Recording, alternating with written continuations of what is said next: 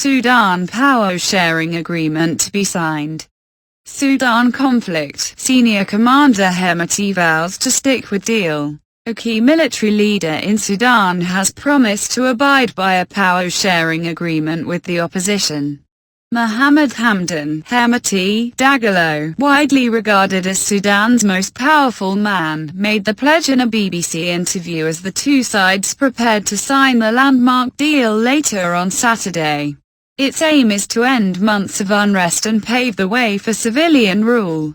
Pro-democracy protests and violent repression gripped Sudan after longtime ruler Omar al-Bashir was ousted.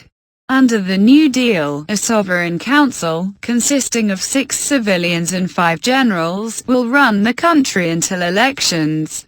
The two sides have agreed to rotate control of the council for just over 3 years. A prime minister nominated by civilians is due to be appointed next week. What did Hemeti say? "We will stick to every single letter we have agreed on," Hemeti told the BBC's Zainab Badawi.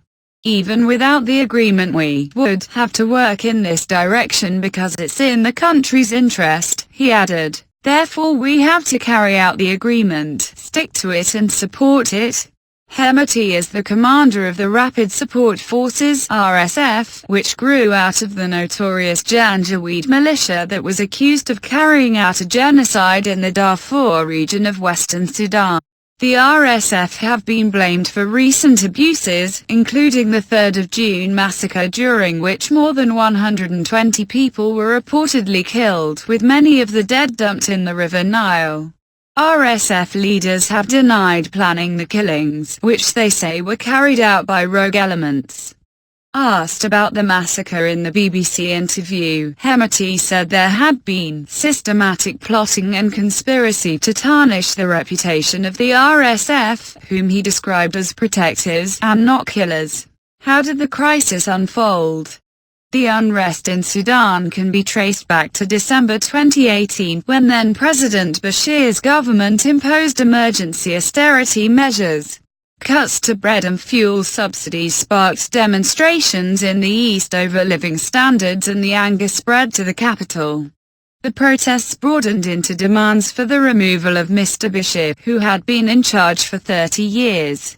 In April, the president was overthrown by the military after sit-ins outside the defense ministry.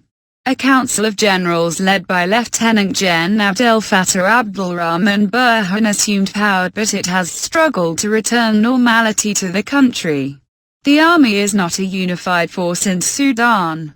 Paramilitary organizations and various Islamist militias hold some sway.